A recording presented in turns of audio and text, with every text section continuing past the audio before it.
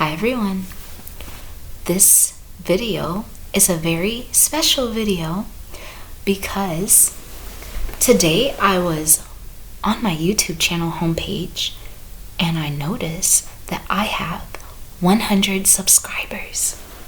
I have 100 subscribers and I'm actually shocked. I'm like, whoa. So I think I'm just going to make this into a special video because there's just a lot I want to talk about, and I'm still actually legit shocked to have this many subscribers. So this video is going to be divided into 3 parts. The first part is information about me, like telling you about myself. Some of you already know me, you know me personally, some of you. Others are new, so they don't really know who I am. They just kind of subscribed because I, was reviewing a book. And I just wanted to tell you just my background and various things and answer as many questions that I think would be generically asked so that you get to understand where I'm coming from when I speak about things. The second part is telling you what influenced and inspired me to start this YouTube channel. And this actually dates back to from when I was a child that led up to the creation of this YouTube channel. I'm going to share stories with you from childhood, stories from my work in the library, my work with children, and other things. And the last part of this video is going to be telling you why I'm shocked to have 100 subscribers and why I usually keep my channel very quiet. So before I get started, I wanted to show you this mug that I designed. It's called Name It and Claim It. And claim is the mantra for attraction. I use it when chanting. It's a seed sound or a bija sound. And I just wanted to put it on a mug. So, a little bit about me. My name is Kiara, Kiarra. My zodiac sign is Leo. I'm a Leo baby. I am 31 years old. I'll be 32 this year. I am an only child, the only child of both my mother and my father. My mother is still alive. My father died Christmas 2019. So I'm both their only child. I have no children of my own, but I want them someday. I don't have a husband or a spouse or a boyfriend. It's just me and my bookshelves. I am a visual artist. So if you look at my channel, I have a playlist that shows you some of my art, but this is my current profile picture on Facebook. This is the goddess Saraswati, and I painted her in acrylic. I have a lot of artwork on my website as well. I am also a writer. I self-publish all of my books. I have 6 books in all, and I do the layout, the illustration, the design, and the editing of all of my books. I only have 4 with me right now, currently. This is my first book. I made it in 2012. And it is about community building. This is my second book. It is called Let's Speak Kiswahili. And I actually just wrote this because when I worked in the library, they didn't have that many African language books. And I don't think they ever put it in the library. This is the 3rd book that I wrote. And it is called The Book Art Dance Off, and I wrote it just to entertain my bosses. It features me and all of my coworkers in the library. And this is my most recent book, my 6th book. It is about Emmett Till, and I tried to do as many book reviews about Emmett Till as I possibly can because it is a story that really interests me and that I feel I have a connection to.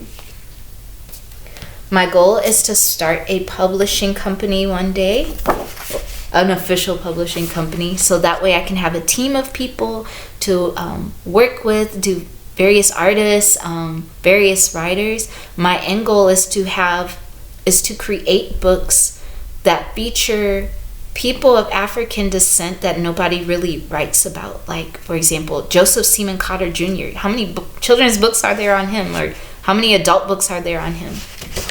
This is the logo of my publishing company if I ever start it. It's going to be called Radiant Reads. It's a little logo. Yeah. Let me see. I'm trying to think of more questions. I already told you about my art, my writing. Oh my God, I cannot think. But anyway, so let me get started into why I started this YouTube channel. And as I said before, I'm kind of cold. It dates back to from when I was a child.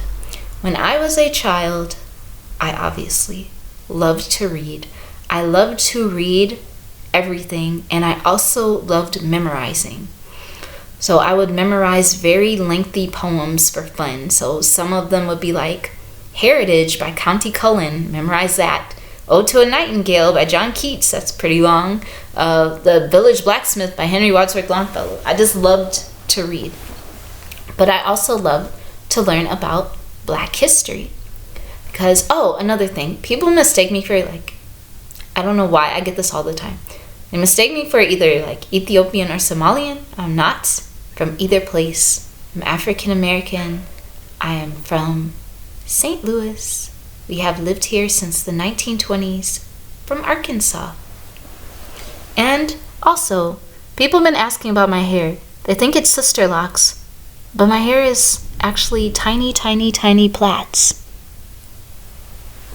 I just wanted to say that because that's really the question I get asked the most outside of this YouTube channel. But anyway, back to my story. So, when I was a child, I wanted people to read. I wanted people to feel the same connection with books that I felt with books. But I didn't know how to do it. I didn't know how to get them to be inspired to read. So my first method was creating artwork about books that I read. So for example, I read, when I was maybe 14 years old, I read Emmett Till's mother's book. And my mother and I would sell hair products all over town. We'd sell it all over St. Louis, Indianapolis, and I think once in Cleveland, but primarily St. Louis and Indianapolis. So we would be at all of the barber shops and all of the beauty shops and all of the beauty salons in St. Louis throughout the 90s and 2000s. So I would create posters or prints of art that was inspired by the books I read. I would make very obvious symbols so that the people will remember the symbols and remember the facts that I was teaching them. And I would stand there and sometimes I would perform a poem by Paul Laurence Dunbar, and this one I was little, or I would show them my print and sell them my print so that they would too be inspired to read, because that was the ultimate goal. It wasn't to get them to just buy art. I wanted them to increase their knowledge. So when I was 14 years old, I joined a writing group, and that writing group was very influential. It was started by a Black woman who had traveled internationally. She was very intelligent.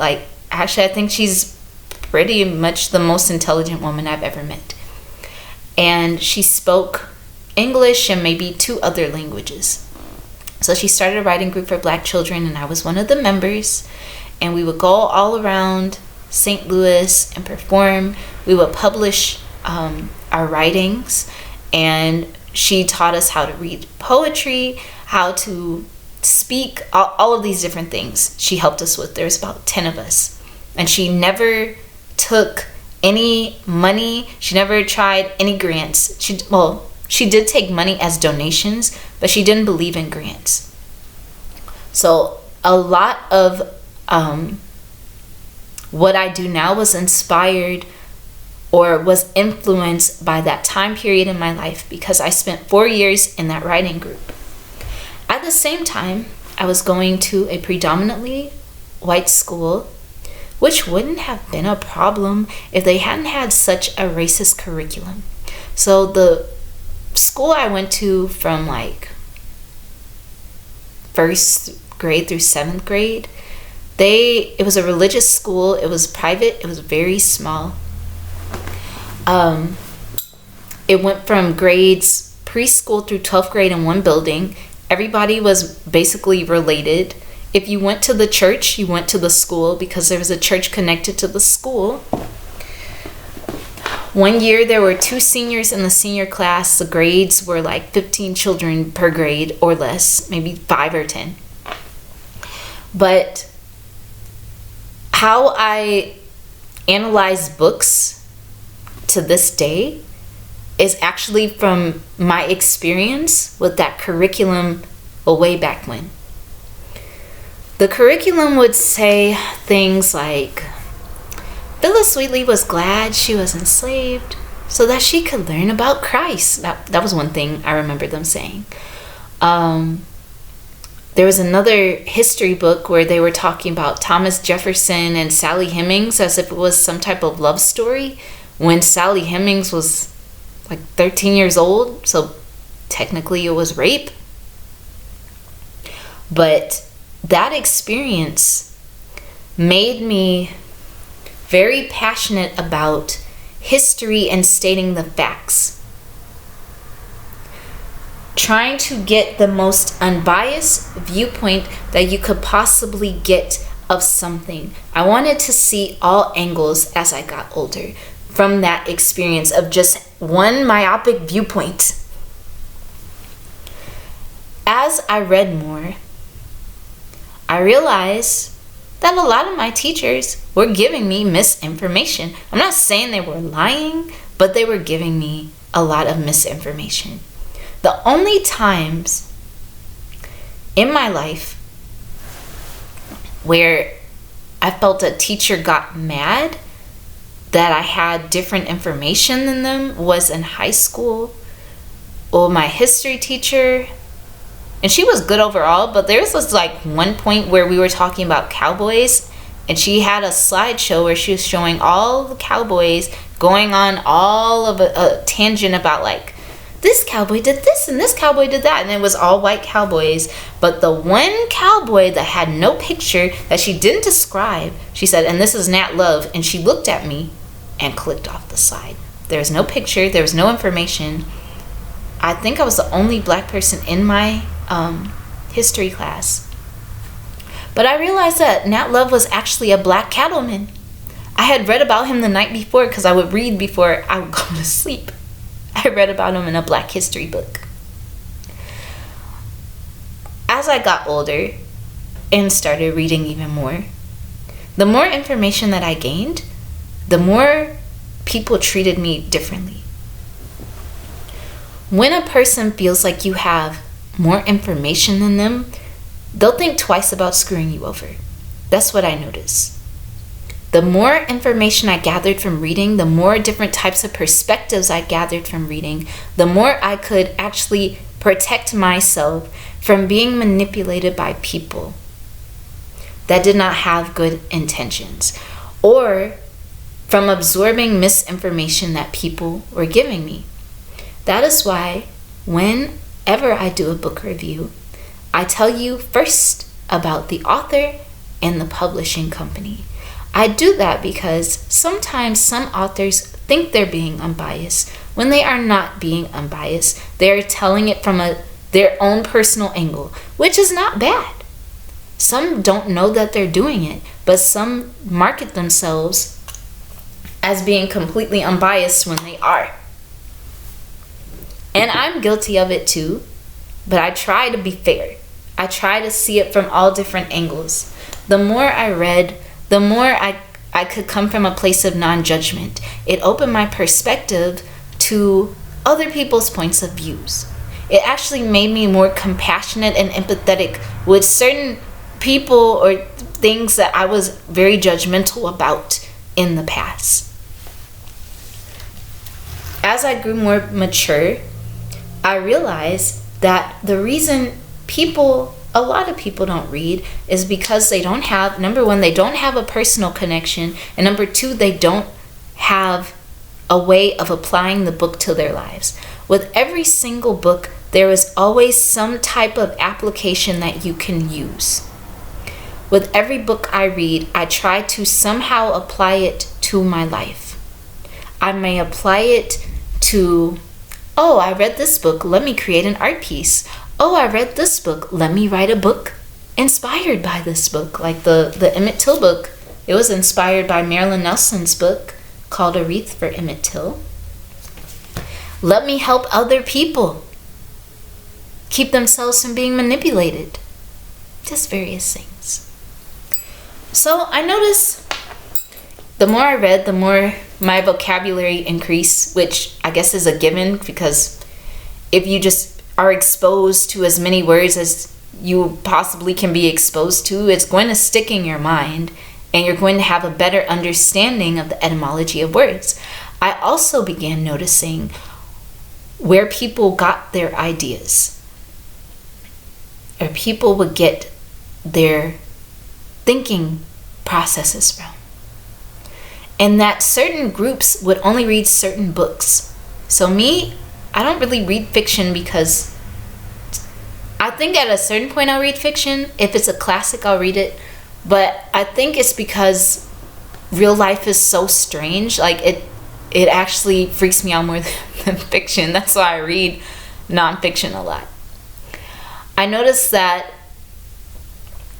if somebody was, let's say, an elitist, they would read a completely different set of books than somebody who was a hotepper. So with hoteppers, I noticed that they read a lot of conscious books, but they didn't read much of anything else, except a handful would. But most of the hoteppers I've met would only read conscious books.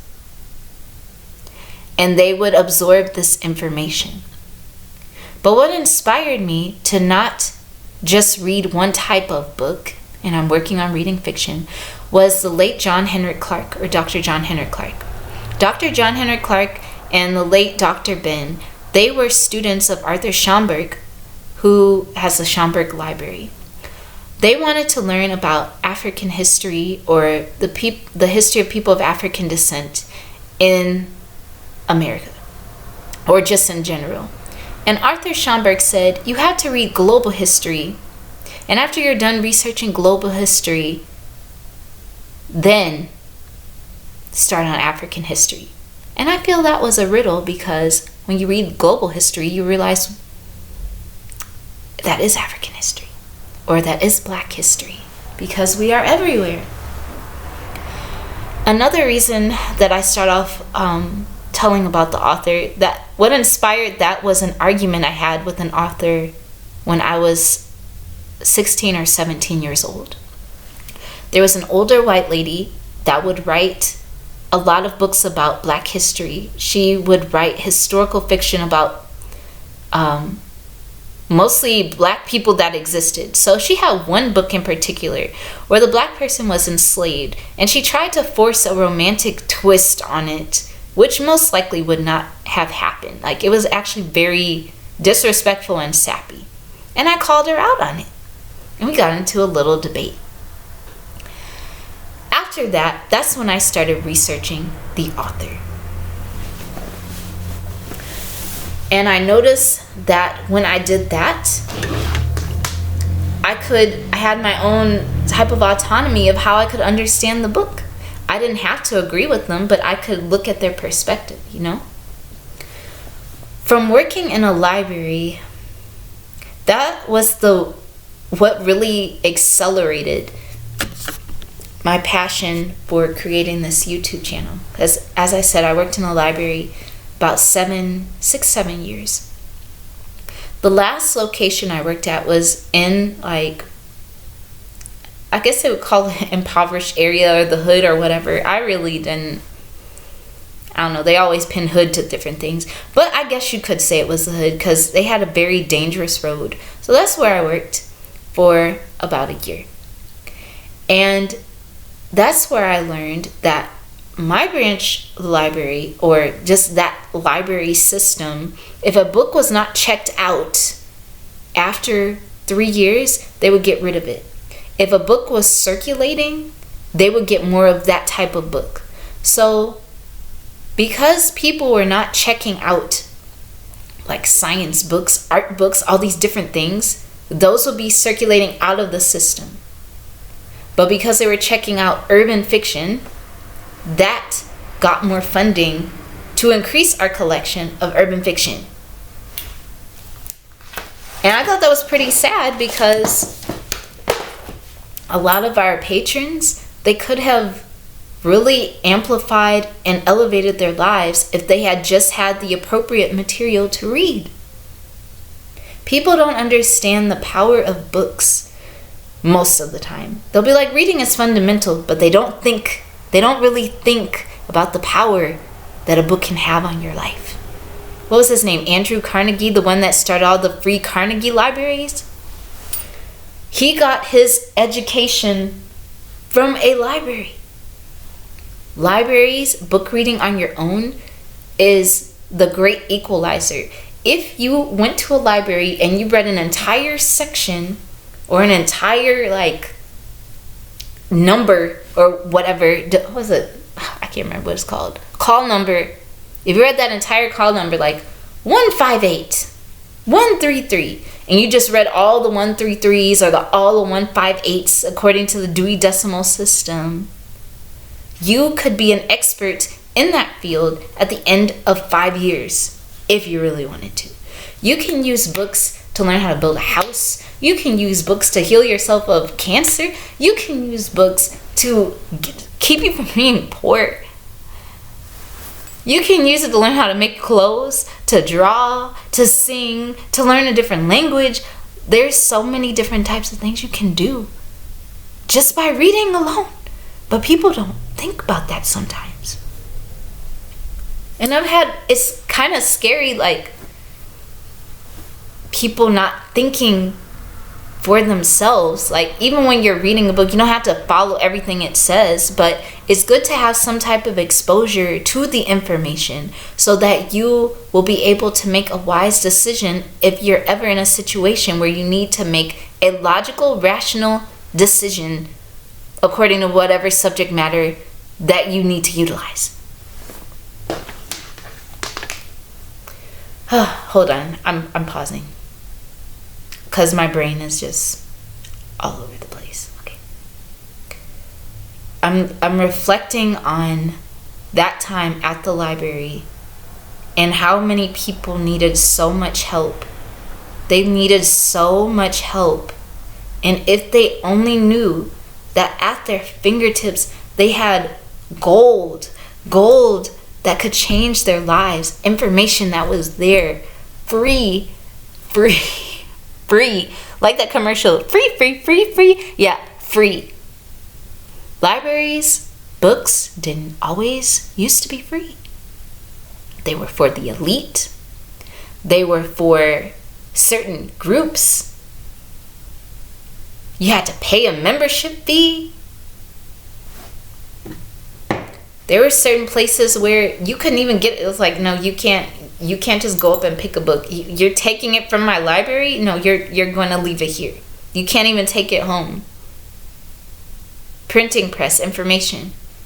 While the information is out there, it's good to absorb or at least be exposed to it so you'll know how to utilize the information in your life. Whether it is protecting yourself by not doing the stuff the person did in the book, or following the footsteps of that person and emulating their success. Oh, what else? So I ended up with this YouTube channel because, of course, from the other reasons, but I had 2 other YouTube channels before this one. I had one in college, which I deleted. And then I had another called Systematic Dreaming. And I had that one for about 2 or 3 years. I deleted that too. I actually deleted that entire channel yesterday. So this is the only channel that I have now. The reason I'm surprised that I have so many subscribers is because I never tell you to subscribe. I'm not like, hey, subscribe and share with your friends. I never say that. And the reason I don't say that is because I'm afraid like my family will find out. Because both sides of my family are very religious, and I have a couple of books on the, actually have a whole playlist of occult books, and I don't want them to be upset with me. And like, it would really upset them if they knew I was like utilizing occult books in my life. They're not Muslim, they're like, I think they're all Christians, but like, yeah. That's why I never say share, even though this is a public channel, so I guess that's an oxymoron. And not just my family, but also like people in my life, like friends, all of these different things. So usually when I share this channel, I'll be like, don't tell anybody. Don't tell anybody I have a YouTube channel. Don't share. Don't tag me. Like, I think that's my worst fear, is somebody tagging me. Oh my God. Oh my God. That would be so scary. But it's still a public channel, so I'm taking that risk. Also, I think I got a lot of subscribers from one of my YouTube friends named Christina Evolved, and I did a book for her. I did a book for Bailey's. No, I did 2 books for her. So she shouted me out, and I don't know if it was on this channel or my other channel. So she shouted me out, and I got some members from her crew. And if you're not subscribed to her channel, you should. Like, she's really cool. She burns Bailey's. Like, she's really very, very intelligent and has very good information. So it's Christina Evolved. Others may have come from my Systematic Dreaming YouTube channel, because I said I'm switching over, and I got over here. I was on that channel. I was trying to utilize books and apply it to my life, and I'm like, this is a whole channel to itself. And so I switched over to this one. The name of this channel, Pageturning Priestess. Pageturning, I got that name from the library's, what do you call it? Summer Reading Club name, or L Library's Summer Reading Club name. They called it Page Turners, so I'm like, Page Turning. And then Priestess part actually comes from the second card of the tarot, and I connect with that card. It's called the High Priestess, and I wish I had a picture of, I made a painting of it, but it's called the High Priestess, and according to my numerology, that is my tarot card. So I connected both. Master number 11. I would have added 11 if I had room, but oh well. So yeah, that is basically the gist of it. I hope I didn't really go on a tangent. I'm sorry if I did. Thank you for subscribing. If you've subscribed, I hope you learned a lot more about me. If you have any questions about anything, or if you want to ask more questions about like me personally, you can comment below. I'm going to be doing a book review either I think I might do one on this upcoming Sunday, because I'm going to be working for Friday and Saturday, but I'm completely done with this one book in particular. It's really good. I want to try to get some supplies to go with it to make it more interesting for you. And I will talk to you all later, everyone. Thank you, and have a blessed evening.